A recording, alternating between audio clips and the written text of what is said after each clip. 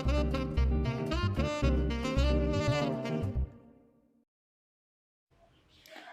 Friends, welcome to my channel CDP with Vani. I hope आप सब अच्छे होंगे, हेल्दी होंगे, अच्छे से अपनी स्टडीज़ को कर रहे होंगे, रेगुलर बेसिस पे अपनी स्टडीज़ को कंटिन्यू रख रहे होंगे, ठीक है, और रिवीजन कर रहे होंगे।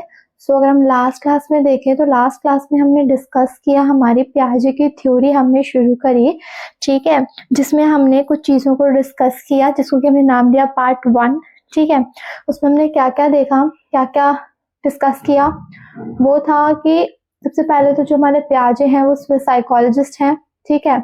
दूसरा ये कि वो रेडिकल कॉन्स्ट्रक्टिविस्ट हैं, यानी कि वो कहते हैं कि बच्चा अपनी नॉलेज को खुद कंस्ट्रक्ट करता है, चीज़ों को एक्सपीरियंस करता है और फिर नॉलेज का कंस्ट्रक्ट करता है, ठीक है, या बिल्ड करता है। एक्टिव बिल्डर ऑफ नॉलेज होते हैं बच्चे, या लिटिल साइंटिस्ट कहा इन्होंने बच्चों को, ठीक है। फिर हमने देखा कि जो कुछ एलिमेंट्स हमने पढ़े, 4 फैक्टर्स हमने पढ़े पियाजे की थ्योरी के, जिसको हमने MESE से याद रखा, ठीक है, जिसमें कि हमारा सबसे पहले आ जाता है मैच्योरेशन, देन एक्सपीरियंस, फिर आता है हमारा सोशल इंटरैक्शन और फिर आता है हमारा इक्विबिलिरेशन, ठीक है। अब ये इक्विबिलिरेशन के प्रोसेस को भी हमने डिस्कस किया था, जिसमें हमारा एक छोटा सा पार्ट रह गया था, वो मैं अभी आपको नेक्स्ट अभी जो क्लास कंटिन्यू करने वाले हैं हम उसमें मैं आपको बता दूंगी क्या है, ठीक है।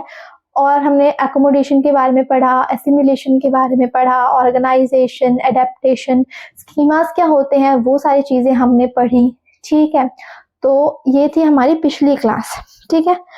आज जो हम पढ़ने वाले हैं, सबसे पहले तो पिछली क्लास का जो मैंने आपको बता रही हूँ इक्विबिलिरेशन का प्रोसेस की जो साइकिल है उसको हम डिस्कस कर लेते हैं। देखो, सबसे पहले क्या होता है, एसिमिलेशन होता है, यानी कि जैसे मैंने आपको एक एग्जाम्पल दिया था, किसका एग्जाम्पल दिया था, एक बर्ड का, एक एयरप्लेन का मैंने आपको एग्जाम्पल दिया था, या कैसे एरोप्लेन का एक एग्जाम्पल दिया था, ठीक है। तो उसमें क्या कहा था कि बच्चे ने सबसे पहले क्या देखा, बच्चे ने देखा एक बर्ड को, बच्चे के अंदर, बच्चे की स्कीमा में एक चीज या बच्चे के ब्रेन में एक चीज एसिमिलेट हुई, यानी कि एक नया कॉन्सेप्ट ऐड हुआ। एसिमिलेशन को क्या कहते हैं, एक नया स्कीमा क्रिएट होना, एक नया स्कीमा ऐड होना दिमाग में। तो उसमें एसिमिलेशन में क्या हुआ, एसिमिलेशन में हुआ कि बच्चे ने एक बर्ड को देखा, बच्चे ने एक बर्ड को देखा, ठीक है, बच्चे के मदर ने उन्हें बताया कि बर्ड है, तो बच्चे के अंदर एक इक्विबिलिरेशन डेवलप हुआ, यानी कि एक इक्वल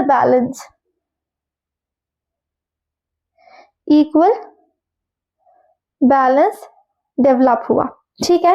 फिर एक नई सिचुएशन आई बच्चे के पास कि उसने एक एरोप्लेन को देखा और उसने उसे कहा कि वो भी एक बर्ड ही है, बट फिर उसकी मदर ने बताया, तो एक एरोप्लेन और एक बर्ड के बीच में बच्चे के अंदर एक डिसबैलेंस क्रिएट हुआ, जिसे हमने कहा डिसइक्विलिब्रियम, ठीक है।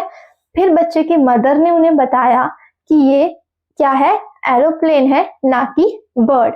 फिर बच्चे के में जो एग्जिस्टिंग स्कीमा था बर्ड का, उसमें एकोमोडेशन हुई, यानी कि चेंज किया उसने उस स्कीमा को, उसमें रेक्टिफाई किया या उस स्कीमा में ही मॉडिफिकेशन की, ये कहकर कि बर्ड ये है, और बर्ड जैसे ही दिखने वाली जो दूसरी चीज है उसे क्या कहते हैं, एरोप्लेन हम कहते हैं उसे। तो ये था प्रोसेस, पहले बच्चा कोई नया स्कीमा डेवलप करेगा, ऐड करेगा, एसिमिलेट करेगा, फिर बच्चे के अंदर एक बैलेंस क्रिएट होगा उस चीज को लेकर, फिर एक नया सिचुएशन आएगा जैसे कि एरोप्लेन का सिचुएशन आया, फिर बच्चे के अंदर एक डिसइक्वल यानी कि डिसबैलेंस क्रिएट होगा प्रीवियस नॉलेज और जो करंट नॉलेज है उसको लेकर, और फिर उसकी मदर उसको रेक्टिफाई करेगी, उसके जो एग्जिस्टिंग स्कीमा है बर्ड का उसमें मॉडिफिकेशन करेगी, ये बताकर कि वो बर्ड नहीं एक एरोप्लेन है। तो ये आपकी साइकिल ऐसे ही चलती रहती है, बच्चा एसिमिलेट करता है, बैलेंस होता है, नई सिचुएशन आती है, फिर डिसबैलेंस होता है, और फिर जो एग्जिस्टिंग स्कीमा है या एग्जिस्टिंग सिचुएशन है उसमें एक बैलेंस क्रिएट होगा एकोमोडेशन के थ्रू। तो यही साइकिल आपकी चलती रहती है ब्रेन में, ठीक है। तो ये कंसेप्ट हमारा पिछली क्लास में रह गया था। अब आते हैं हम नेक्स्ट कंसेप्ट पे, जिसमें हमारी जो स्टेजेस दी है कॉग्निटिव डेवलपमेंट की पियाजे ने, वो शुरू करते हैं हम यहाँ से, ठीक है। अब देखो यहाँ पे 4 स्टेजेस दी हैं पियाजे ने अपनी थ्योरी में, जीन पियाजे ने अपनी थ्योरी में। पियाजे theory is also called the theory of stages, क्यों, क्योंकि इन्होंने स्टेजेस दी हैं हमें, 4 स्टेजेस इन्होंने प्रोवाइड करी है, ठीक है। स्टेजेस ऑफ कॉग्निटिव डेवलपमेंट, यानी कि बच्चे का मानसिक विकास किस तरीके से होता है और किस स्टेज पे बच्चा किस स्तर तक, या कह सकते हैं किस हद तक बच्चे का अंदर डेवलपमेंट होती है। तो इसको हम याद रख रहे हैं किससे, SPCE से, यानी कि जिसमें हमारी 4 स्टेजेस हमें देखने को मिलती है। सबसे पहले आ जाती है हमारी सेंसरी मोटर, ठीक है।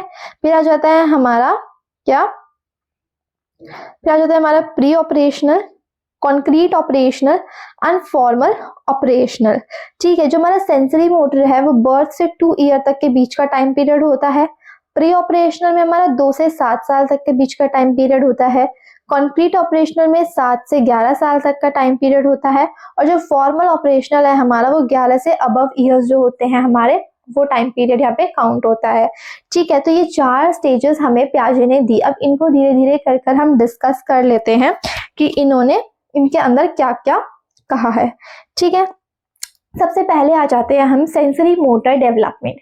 तो हमें नाम से ही ये पता लग रहा है कि जो यहाँ पे बच्चे का क्या एक्टिव है, यहाँ पे बच्चे का एक्टिव है सेंसेस। बच्चे के 5 सेंसेस जो है यहाँ पे वो सबसे ज्यादा इंपॉर्टेंट वर्क या इंपॉर्टेंट रोल प्ले कर रहे हैं। यहाँ पे जो सेंसेस है वो as a teacher role play कर रहे हैं बच्चे के लिए, ठीक है। तो यहाँ पे कहा जा रहा है कि जो यहाँ पे सेंसेस आर टीचर, यहाँ पे जो सेंसेस है वही बच्चे के यहाँ पे टीचर की तरह एक रोल प्ले कर रहे हैं, उसको गाइड कर रहे हैं, एनवायरनमेंट में घुलने मिलने में उसको हेल्प कर रहे हैं, एनवायरनमेंट को एक्सप्लोर करने में उसको वो सेंसेस हेल्प कर रहे हैं, ठीक है। अब इसको पढ़ते हैं, ये क्या कह रहा है। Sensory motor development refers to the process by which infant and young children learn to coordinate their sensory perceptions like sight, sound, touch with their motor actions. यहाँ पे क्या होता है, बच्चा अपने सेंसेस को कंट्रोल करना सीख रहा होता है, या बच्चा अपने सेंसेस के थ्रू चीजों को एक्सप्लोर करना सीख रहा होता है। किसके थ्रू, देखकर, आवाजें सुनकर, या किसी चीज को फील कर कर। देखो होगा आपने, जब बच्चा छोटा होता है, यानी कि जब बच्चा सेंसरी मोटर डेवलपमेंट स्टेज में होता है, जिस टाइम बच्चा इन्फेंसी जिसको स्टेज हम जिसको कहते हैं, उस टाइम पे जो बच्चा अपने मदर को फील कर कर पहचानता है, क्योंकि ना उस टाइम वो क्या कह सकता बोल सकता है, ठीक है। वो क्या करता है, अपनी मदर के प्यार को, अपनी मदर के जो उसको फील करके, यानी कि अपने सेंसेस के थ्रू अपनी मदर को पहचानता है, ठीक है। During this stage typically from birth to around 2 age का टाइम पीरियड मैंने आपको बताया पीछे, children progress from simple reflexes to purposeful actions, learning to explore and interact with their environment. इस टाइम पे क्या होता है, बच्चा है ना अपने रिफ्लेक्सेस के थ्रू, यानी कि जो उसके रिफ्लेक्स एक्शन है, आपने देखा होगा, जैसे हम कहते हैं रूटिंग, जिसे हम कहते हैं, बच्चे क्या कहते हैं, बच्चे को हल्का सा फेस पे टच करते हैं तो पूरा झंझना जाता है, वो क्या है, एक रूटिंग रिफ्लेक्स है बच्चे का, ठीक है ना।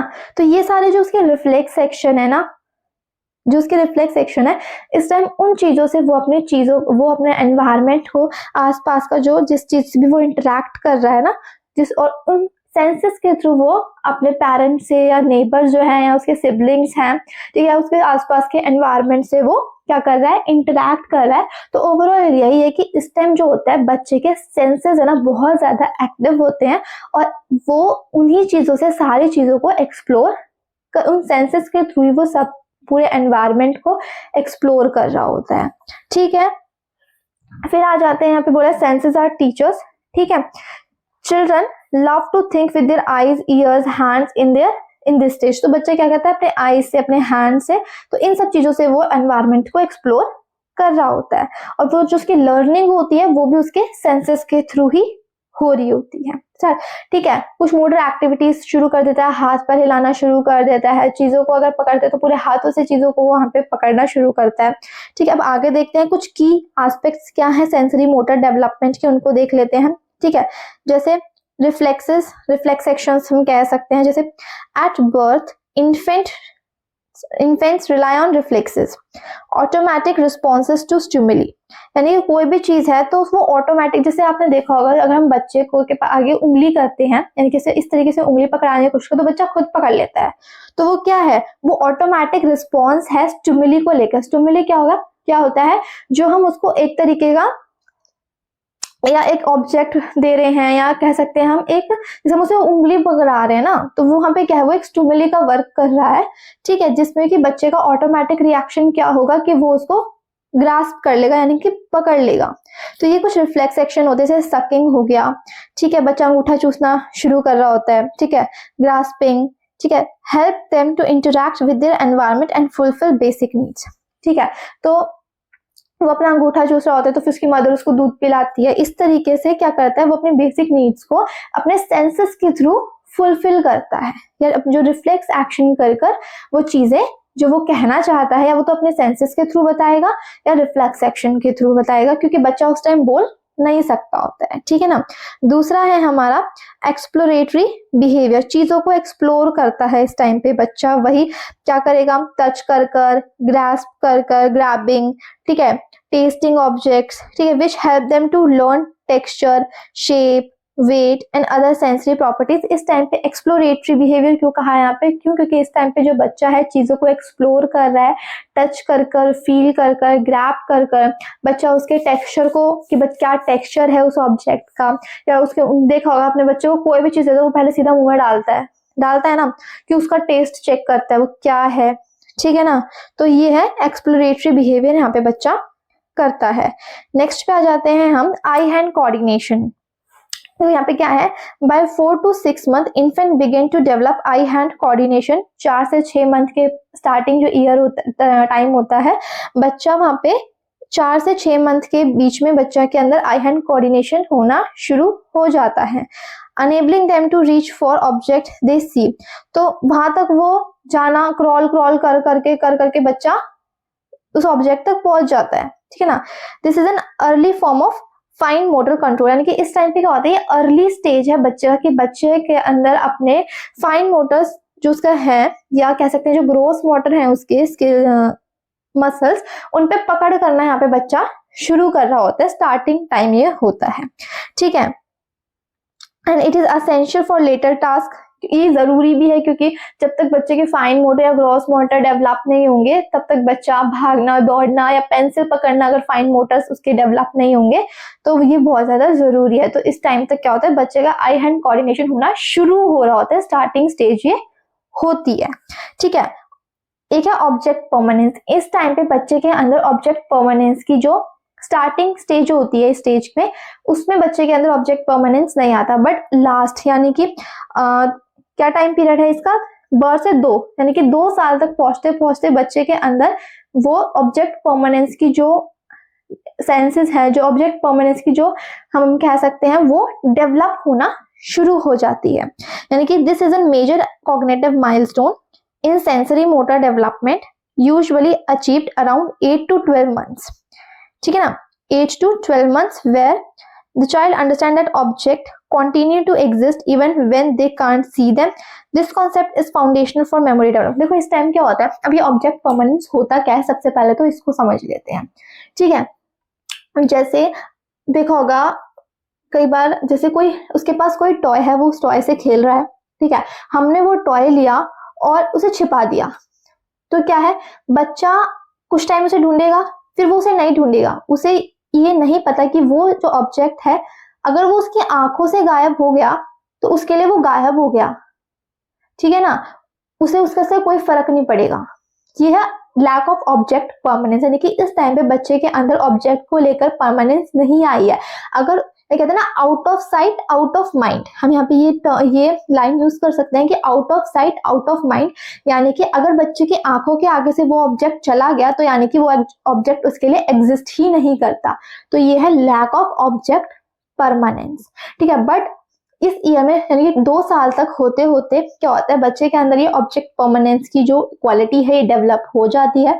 बच्चे से अगर आप ऑब्जेक्ट लेके छुपा दोगे तो वो उसको ढूंढने की कोशिश करेगा, उसको ये तो पता है कि वो चीज एग्जिस्ट करती है बट अभी वो यहाँ पर नहीं है।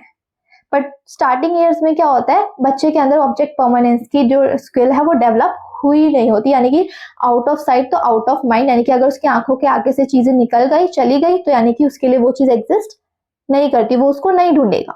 तो ये है ऑब्जेक्ट परमानेंस, ठीक है। फिर आ जाते हैं हम कि वॉकिंग एंड बैलेंस, बच्चा धीरे धीरे वॉक करना, बैलेंस करना यहाँ पे शुरू कर देता है 12 से 18 मंथ के आसपास। Most children start walking marking a major sensory motor milestones. ठीक है, walking involves complex coordination of vision, balance and motor skills, allowing children greater independence and ability to further explore the environment. बच्चा धीरे धीरे चलना शुरू करेगा, हो सकता है कुछ लेट शुरू करे, कुछ जल्दी शुरू कर दे, बच्चे अपने आई हैंड कोऑर्डिनेशन करने लग जाएगा, बैलेंस उसका बनने लग जाएगा। तो यही है, इस टाइम पे बच्चा वॉकिंग एंड बैलेंस क्रिएट करना शुरू कर देता है। Coordination of fine and gross motor skills, बच्चा अपना फाइन मोटर स्किल्स और ग्रॉस मोटर स्किल्स का क्या करता है, कोऑर्डिनेट करना शुरू कर देता है। Sensory motor development also includes mastering fine motor skills like picking up small object. पूरे हाथों से बच्चा भी, उसके ग्रॉस मोटर्स है तो बॉल पकड़ेगा तो पूरे आर्म से पकड़ेगा, ना कि सिर्फ हैंड से, ना कि सिर्फ पाम से पकड़ेगा, पूरा वो हैंड का पूरा आर्म्स का यूज करके वो पकड़ेगा। यानी कि उसके जो ग्रोथ फाइन मोटर स्किल्स यहाँ पे धीरे धीरे कर कर अब स्टार्टिंग हो गई है उनके डेवलपमेंट की। ठीक है, फिर आ जाते हैं हम जो हमारा नेक्स्ट स्टेज है, इसमें अब तो मुझे लगता कुछ बचा है। सो ऑब्जेक्ट परमानेंस लास्ट तक आई जाती है, ये हमने देखा। डेफर्ड इमिटेशन एक टर्म आती है यहाँ पे कि डेफर्ड इमिटेशन क्या है। तो डेफर्ड इमिटेशन में हो जाता है, देखो मान लो जैसे अभी पेरेंट्स है, पापा कुछ, जैसे पापा शेव कर रहे हैं, ठीक है, एक तरीके से अगर हम देख रहे हैं तो पापा अगर शेव कर रहे हैं, या जो मदर जो है वो लिपस्टिक लगा रही है, अपने बाल बना रही है, ठीक है, मान लिया हमने, तो बच्चा उन्हें देख रहा है, ठीक है, वो उस टाइम तो उस चीज को नहीं इमिटेट करेगा, बट अगर मान लो पेरेंट्स बच्चे को अपने नेबर के या कहीं अपने कोई रिलेटिव है उनके वहां छोड़ दिया कुछ टाइम के लिए, तो कुछ टाइम बाद बच्चा क्या करेगा, उन चीजों को डीले यानी कि डेफर्ड इमिटेशन कर रहा है, यानी कि उसी टाइम नहीं करेगा, इमीडिएट बच्चा उनकी नकल नहीं करेगा, बट जब वो अकेले में खेल रहा होगा या उस टाइम पे वो अकेला होगा तो तब वो जो पापा शेव कर रहे थे इस तरीके से एक्टिंग करेगा, उनको इमिटेट करेगा। या जो उनकी मदर है वो बाल बना रही है या लिपस्टिक लगा रही है, आपने देखा बच्चे लिपस्टिक लगा लेते हैं, काजल लगा लेते हैं, तो वो क्या कर रहे हैं, डेफर्ड इमिटेशन, यानी कि जो डीलेड इमिटेशन वो कर रहे हैं, एट द टाइम तो नहीं करे जब उन्होंने अपने पेरेंट्स को देखा करते हुए, बट जब वो खेल रहे हैं कुछ टाइम बाद, कुछ दिनों बाद वो उस चीज को इमिटेट करते हैं, तो ये है डेफर्ड इमिटेशन। ठीक है, तो ये था आपका डेफर्ड इमिटेशन एक टर्म। ठीक है, और मुझे नहीं लगता इसमें हमारा और कुछ बचा है जो कि हमारा किसमें है, सेंसरी मोटर स्टेज में। तो नेक्स्ट स्टेज जो आ जाती है हमारी, वो है हमारी प्री ऑपरेशनल स्टेज। अब जो हमारी सेकेंड स्टेज है, तो फर्स्ट में तो यही है कि जो सेंसेस हैं आर टीचर, ओवरऑल जो बच्चा बेस है, चीजों को एक्सप्लोर कर रहा है, एनवायरनमेंट को एक्सप्लोर कर रहा है, पेरेंट्स के साथ अगर वो चीजों को एक्सप्लोर कर रहा है, तो सबसे ज्यादा इंपॉर्टेंट रोल यहाँ पे किस चीज का है, सेंसेस का है। ठीक है, क्वेश्चन भी आपसे पूछ लिया जाता है वो कौन सी स्टेज है जिसमें बच्चा आई हैंड अपने सेंसेस के थ्रू चीजों को एक्सप्लोर कर रहा है, तो वो सेंसरी मोटर स्टेज है। ठीक है, फिर आ जाते हैं हम नेक्स्ट जो है कि हमारा pre operational stage.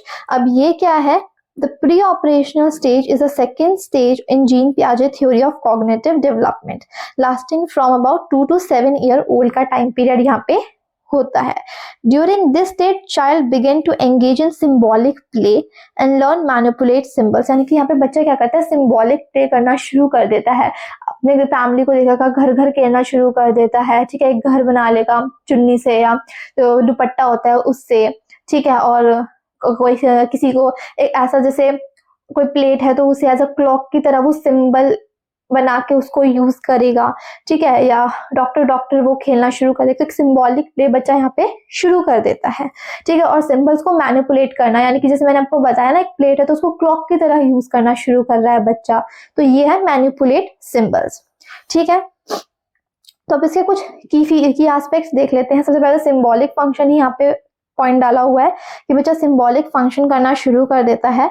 Children begin to use symbols such as words, images, ठीक है, to represent objects. This is an evident in pretend play where the children might use a block to represent. अब देखो यहाँ पे क्या बताया है, सबसे पहले मैं बता देती हूँ ये क्या कह रहा है कि यहाँ पे चिल्ड्रन जो है सिंबल्स का यूज करने लग जाता है अपने प्ले में, चाहे वो किसी तरीके से, जैसे मैंने बोला सिंबॉलिक प्ले वो करना शुरू कर रहा है। तो अगर वो डॉक्टर खेल रहा है तो जैसे मम्मी का कोई नेकलेस है तो वो उसको स्टेथोस्कोप की तरह यूज करेगा। अगर वो डॉक्टर खेल रहा है तो क्या हो गया, वो जो नेकलेस का वो यूज कर रहा है वो एक सिंबल की तरह किसको यूज कर रहा है, किस चीज में मैनिपुलेट, किस ऑब्जेक्ट में मैनिपुलेट कर रहा है, वो दूसरे ऑब्जेक्ट को, उस नेकलेस को स्टेथोस्कोप में वो उसको मैनिपुलेट कर कर यूज कर रहा है। तो यही है सिंबॉलिक फंक्शन, यानी कि बच्चा यहाँ पे दूसरे चीजों को एज अ मैनिपुलेट कर कर उसको अपने प्ले में यूज कर रहा है। ठीक है, जैसे यहाँ पे एक एग्जाम्पल दिया हुआ है, क्या एग्जाम्पल दिया हुआ है यहाँ पे देखो, use of block to represent car, block से वो ब्लॉक को वो एक कार की तरह रिप्रेजेंट कर रहा है, और डॉल को वो एक बेबी की तरह, अगर वो घर घर खेल रहे हैं तो वो अपनी डॉल को एक बेबी की तरह रिप्रेजेंट कर रही है, उसका ख्याल रख रही है, उसको खाना खिला रही है, उसके कपड़े चेंज कर रही है, उसको नहला रही है। ठीक है ना, तो ये अगर वो उसको ऐसा प्रिटेंड कर रही है कि वो रो रही है, एक बेबी की तरह वो उसको क्या कर रही है, बेबी की तरह वो उसको एज अ प्रिटेंड कर रही है। ठीक है ना, एज अ जो डॉल वो सिंबल है उसको बेबी की तरह वो मैनिपुलेट कर कर उसके साथ खेल रही है। तो ये है सिंबॉलिक फंक्शन। सब अब इसमें जो सबसे इंपॉर्टेंट हम देख लेते हैं एनिमिज्म। एनिमिज्म में क्या होता है, एनिमिज्म होता है कि नॉन लिविंग थिंग को, कोई भी नॉन लिविंग थिंग को वो ट्रीट कर रहा है लिविंग थिंग की तरह। जैसे मैंने अभी आपको बताया कि वो डॉल को एक बेबी की तरह क्या कर रही है, मैनिपुलेट कर रही है। कैसे, वो डॉल है उसको वो बेबी की तरह प्रिटेंड कर रही है, उसका ख्याल रख रही है, उससे बातें कर रही है। ठीक है ना, उसको नहला रही है, उसके कपड़े चेंज कर रही है, उसको खिला रही है। अगर वो ये प्रिटेंड कर रही है कि भाई वो बेबी जो डॉल है वो रो रही है तो उसको शांत करा रही है। ठीक है ना, तो ये क्या है, एनिमिज्म, एक नॉन लिविंग थिंग को एक लिविंग थिंग की तरह ट्रीट करना। Children in the pre operational stage में believe that inanimate object have feeling and intentions. इन्होंने कहा कि भाई एनिमिज्म में क्या है, बच्चे को ये लगता है कि भाई उस डॉल में भी फीलिंग्स हैं। ठीक है ना, कुछ इंटेंशंस हैं। ठीक है ना, जैसे कि एग्जाम्पल की अगर मैं बात करूं यहाँ पे, a child might say the sun is sad because wind behind the cloud. जैसे हमने क्लाउड्स छुप गए तो बच्चे के दिमाग में आया भाई सन जो है वो बहुत क्या होगा, उदास हुआ। क्यों, क्योंकि वो क्लाउड्स के पीछे छुप गया। तो वहां पे वो सन तो नॉन लिविंग थिंग है ना, बट बच्चे को क्या लग रहा है, वो लिविंग थिंग की तरह उसे ट्रीट कर रहा है। वो सोच रहा है उसके अंदर भी फीलिंग्स है, उसे भी बुरा लग रहा है अगर वो क्लाउड्स के पीछे छुप गया है तो ये है कि बच्चा क्या है, living thing, non living thing को एक लिविंग थिंग की तरह ट्रीट यहाँ पे कर रहा है। देखो क्या होता है, जैसे बच्चा गिर जाता है कई बार तो हम कहते हैं ना चींटी मर गई, इस तरीके से कहते हैं ना, तो हम उसको मारते हैं। तो वो क्या है, हम उसको ऐसे ट्रीट करते हैं कि भाई हमने उसको मारा, बट हमने मारा तो नहीं होता ना। अगर हम उसे नीचे बस पैर भी पटक देंगे तो उसको लगेगा कि हाँ भाई इन्होंने मारा उसे। ठीक है ना, तो ये है एनिमिज्म, यानी कि बच्चा एक नॉन लिविंग थिंग को एक लिविंग थिंग की तरह यहाँ पे ट्रीट करता है। ठीक है, अब आ जाते हैं हम नेक्स्ट पे, जो है लैक ऑफ रिवर्सिबिलिटी। यहाँ पे बच्चे के अंदर रिवर्सिबिलिटी की एबिलिटी नहीं आई होती। रिवर्सिबिलिटी की एबिलिटी में अब जब मैं आपको एक एग्जांपल से बताऊं तो ये आइस है, नहीं तो रुको, एक बॉल में वाटर है, बाउल है, एक उसमें वाटर है, वो कन्वर्ट हो गया आइस में, हमने उसको रेफ्रिजरेटर में रखा, वो आइस में कन्वर्ट हो गया। बट बच्चा ये नहीं समझ सकता कि अब ये आइस पिघल गई, वो ये नहीं समझ सकता अभी कि ये वापस क्या कर सकते हैं, पिघलने के बाद वो फिर से आइस बन सकता है। बच्चे को लग गया पिघल गई तो पिघल गई, अब वो आइस नहीं बन सकती। ये चीज बच्चे के अंदर अभी नहीं आ रही होती, यानी कि लैक ऑफ रिवर्सिबिलिटी बच्चे के अंदर होती है। ये हम कह सकते हैं इससे 2 3 जा 6 होता है, 2 3 जा 6 होता है, बट बच्चा ये नहीं समझ सकता कि 3 2 जा भी 6 ही होता है। ठीक है, तो ये है लैक ऑफ रिवर्सिबिलिटी। ठीक है, अब ईगोसेंट्रिज्म क्या है, देखो ईगोसेंट्रिज्म, ये वो वाला ईगोसेंट्रिज्म नहीं है बड़े बच्चों वाला कि भाई हमें बच्चे के अंदर बहुत ज्यादा ईगो है, नहीं। Egocentrism is a tendency to view the world solely from one of its own perception, देखो पर्सपेक्टिव, सॉरी। अब यहाँ पे बच्चे का क्या है, यहाँ पे बच्चा सेल्फ सेंटर्ड है, यानी कि बच्चा यहाँ पे सेंटर में है, बच्चे ने अपने आप को सेंटर में रखा है, सारी चीजें उसके आसपास घूम रही है। जो चीज उसे पसंद है वो बाकियों को पसंद होनी चाहिए, जो चीज वो खाता है वो सब खाए। ठीक है, जो चीज उसे चाहिए वो उसे चाहिए, चाहे कुछ भी हो जाए। ठीक है, पेरेंट्स के पास पैसे हैं या नहीं है, ये दूसरे के पर्सपेक्टिव को यहाँ पर नहीं समझता। यानी कि बच्चा यहाँ पे अपने आप को सेंटर में रख रहा है, ठीक है, जो चीज उसे चाहिए वो उसको चाहिए। यहाँ पे वो दूसरे के पर्सपेक्टिव को नहीं समझ रहा है कि भाई पेरेंट्स के पास पैसे हैं या नहीं है, ठीक है, वो इतने कैपेबल हैं कि नहीं कि वो उसको खिलौना दिला सकते हैं, नहीं दिला सकते, घूमने ले जा सकते हैं कि नहीं ले जा सकते। यहाँ पे वो दूसरों के पर्सपेक्टिव को नहीं समझ रहा, जो चीज उसे चाहिए वो चाहिए। अगर उसे डोरेमोन देखना है तो देखना है, पापा को न्यूज देखनी है तो नहीं देखनी, वो डोरेमोन ही देखेंगे। तो ये है यहाँ पे egocentrism. At this stage children often struggle to understand other people point of view, यानी कि वो दूसरे के पॉइंट ऑफ व्यू को नहीं समझ पाता। यहाँ पे वो सिर्फ अपनी ही जिद पे रहता है, अपने को ही सेंटर में रखता है वो, ठीक है। अगर एग्जाम्पल से देखें तो यहाँ पे एक टास्क आता है 3 माउंटेन टास्क, ठीक है। उसमें क्या होता है, 3 पहाड़ होते हैं, 3 माउंटेन होते हैं, एक तरफ एक गर्ल होती है और 3 माउंटेन के दूसरी तरफ उसकी डॉल होती है, ठीक है। तो यहाँ से अगर एक गर्ल है वो अगर देख रही है माउंटेन को तो वो दूसरे तरीके से देख पा रही है ना। बट यहाँ पे क्या लगता है उस गर्ल को, ये मैं आपको ना नेक्स्ट क्लास में ना एक फिगर है उससे समझाऊंगी तो वो आपको ज्यादा बेस्ट तरीके से समझ आएगा, तो इसको अभी हम स्किप करते हैं थोड़ा सा। बट अभी आप इतना याद रखिए कि जो ईगोसेंट्रिज्म होता है उसमें क्या होता है, बच्चा दूसरे के पर्सपेक्टिव को नहीं समझता, सिर्फ उसको जो चाहिए वो उसे चाहिए, जो उसको देखना है टीवी में वो उसको देखना है, जो खाना है तो उसको खाने के लिए चाहिए, वो दूसरे के पर्सपेक्टिव या दूसरे के पॉइंट ऑफ व्यू को नहीं समझता, ठीक है। तो यह ईगोसेंट्रिज्म, ठीक है। फिर आता है सेंट्रेशन, ये बहुत ज्यादा इंपॉर्टेंट यहाँ पे कंसेप्ट आता है सेंट्रेशन का। यहाँ पे क्या होता है, सेंट्रेशन is focusing on one aspect of the situation while ignoring others. देखो यहाँ पे मान लो ये 2 ग्लास है, सॉरी एक सेकेंड, मान लो एक ग्लास थोड़ा लंबा है, एक ग्लास थोड़ा चौड़ा है, ठीक है। तो यहाँ पे इसके अंदर जो वाटर है या कुछ भी है, जो भी है इसके अंदर, यहाँ पे बच्चा इस चीज को नहीं देख रहा, यहाँ पे सिर्फ बच्चा एक एस्पेक्ट को देख रहा है, यानी कि क्या, कि ग्लास लंबा है, ठीक है। इसमें वाटर है, बच्चे को उससे कोई फर्क नहीं पड़ रहा। यहाँ पे बच्चा सिर्फ अभी एक एस्पेक्ट को देख पा रहा है, एट वन एस्पेक्ट को ही देख पा रहा है वो एट अ वन टाइम, यानी कि एक टाइम पे वो सिर्फ एक ही चीज को फोकस कर पा रहा है, एक ही चीज पर ध्यान या एक ही सिचुएशन पे ध्यान दे पा रहा है, ठीक है। वो ये ध्यान नहीं दे रखा उसके अंदर क्या है क्या नहीं है, बट उसको भी ये पता है कि ग्लास लंबा है या ग्लास की सिर्फ हाइट पे उसका फोकस है, ठीक है, या ग्लास के ये भाई ग्लास कितना चौड़ा है, ठीक है। This often leads to difficulty in understand concept of conservation. इसीलिए क्या होता है, बच्चा कॉन्सेप्ट ऑफ कंजर्वेशन क्या होता है वो भी मैं आपको नेक्स्ट पार्ट में जो भी डिस्कस करेंगे हम नेक्स्ट स्लाइड में वो बताऊंगी। The idea that quantity remains the same despite changes in the shape और अपीयरेंस। मैंने आपको बताया ना, यहाँ पे 2 ग्लास है, इसमें भी पानी है, इसमें भी पानी है, मान लो इसमें भी पानी है, इसमें भी कुछ भी है, जो चीज उसको पसंद है, ठीक है। तो यहाँ पे बच्चा सिर्फ एक एस्पेक्ट देख पा रहा है, यानी कि ग्लास की सिर्फ हाइट दिख रही है उसको कि भैया ये ग्लास लंबा है, ये ग्लास चौड़ा है। वो अभी ये नहीं देख पा रहा कि भाई जो इसके अंदर क्वांटिटी है ना वो भी इक्वल है, चाहे ग्लास लंबा हो चाहे ग्लास चौड़ा हो, उससे फर्क नहीं पड़ता, जो क्वांटिटी है वो सेम है। तो बच्चा इन 2 एस्पेक्ट पे फोकस नहीं कर पा रहा, वो सिर्फ एक एस्पेक्ट पे फोकस कर रहा है, क्या, कि ग्लास की हाइट पर। तो इसके कहते हैं सेंट्रेशन, यानी कि सिर्फ एक एस्पेक्ट पे बच्चा फोकस कर पा रहा है, जिसकी वजह से उसको कंजर्वेशन में भी डिफिकल्टी फेस करनी पड़ रही है, ठीक है। अब नेक्स्ट में देखते हैं कंजर्वेशन है क्या, बच्चे के अंदर लैक ऑफ कंजर्वेशन आता है। जैसे कि मैंने आपको यहाँ पे बताया कि यहाँ पे 2 ग्लास है, लंबा है एक चौड़ा है, ठीक है।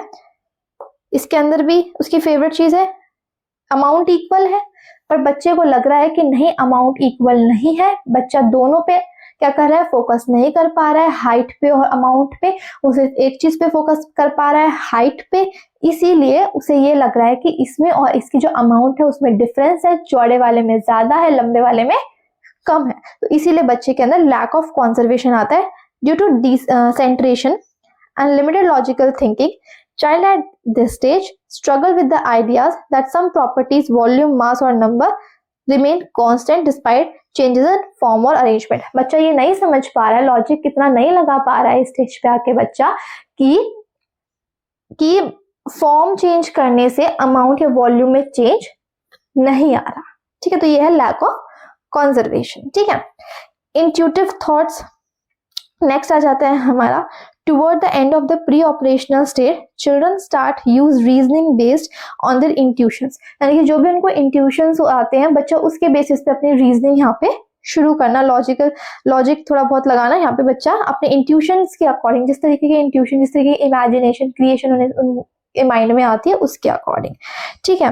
बच्चा बहुत सारे क्वेश्चन पूछता है अपने इंट्यूशंस के अकॉर्डिंग, जैसे जैसे वो सोचता है तो वो है इंट्यूटिव थॉट्स, ठीक है। तो ये था हमारी 2 स्टेजेस जो कि हमने पढ़ी। आई होप प्री ऑपरेशनल में यहाँ पे कुछ नहीं बचा होगा। जैसे एक कॉज और इफेक्ट का रिलेशन, यहाँ पे बच्चा क्या कहता है, यहाँ पे कॉज एंड इफेक्ट का रिलेशन कि व्हेन, जैसे आपको बताती हूँ एक सेकेंड, ये है जैसे, तो यहाँ पे मान लो सन है,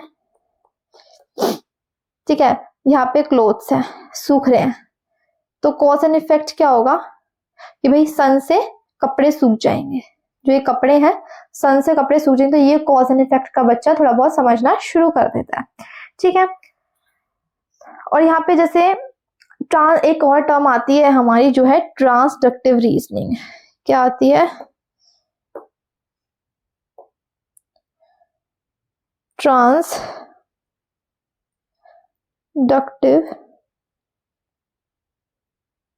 रीजनिंग। अब ये ट्रांसडक्टिव रीजनिंग क्या है कि बच्चा कोई भी दो अनरिलेटेड इवेंट्स को यहाँ पे बच्चा जोड़ देता है। जैसे अगर मैं आपको एक एग्जांपल दूं, मान लो 2-3 घंटे हो गए लाइट नहीं आ रही है घर में, ठीक है, अचानक से उसके फादर आते हैं और लाइट आ जाती है, तो बच्चा कहता है कि भाई पापा आ गए इसलिए लाइट आ गई, थोड़ी देर पहले आ जाते तो और पहले आ जाती लाइट। तो बच्चा यहाँ पे 2 अनरिलेटेड इवेंट्स को यहाँ पे जोड़ना शुरू कर देता है, तो ये होता है ट्रांसडक्टिव रीजनिंग। चाहे किसी भी 2 अनरिलेटेड इवेंट्स को बच्चा जोड़ देता है, तो मान लो जैसे अब मम्मी ने कपड़े धोए, ठीक है, अभी मौसम साफ है, मम्मी ने कपड़े धोए, जैसे मम्मी ने बाहर कपड़े सूखने को डाले, बादल आ गए और बारिश होना शुरू हो गई, तो बच्चा कहेगा मम्मी आपने कपड़े डाले तो बारिश होना शुरू हो गई, अगर आप नहीं डालते तो नहीं होती।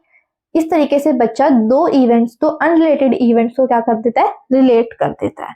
तो ये है क्या कि ट्रांसडक्टिव रीजनिंग, ठीक है। एनिमिज्म की हमने बात करी ली, ईगोसेंट्रिज्म की हमने बात करी, ठीक है। फिर इरिवर्सिबल थिंकिंग की है, लैक ऑफ रिवर्सिबिलिटी होती है उसकी हमने बात करी, यहाँ पे सेंट्रेशन की, कॉज एंड इफेक्ट की, ट्रांसडक्टिव रीजनिंग की, सिंबॉलिक थॉट्स की हमने यहाँ पे बात करी। हाँ, ये प्री स्कूल एज हम इसको स्टेज हम कह सकते हैं, किसको, प्री ऑपरेशनल को, ठीक है। तो ये हमने 2 स्टेज आज की क्लास में डिस्कस किया। आई होप आपको ये दोनों स्टेजेस हैं बहुत अच्छे से कंसेप्ट क्लैरिफाई हो गए होंगे, आपके कंसेप्ट आपको क्लियर हो गए होंगे, ठीक है। तो वीडियो अच्छी लगी हो तो please like, subscribe and share. Thank you.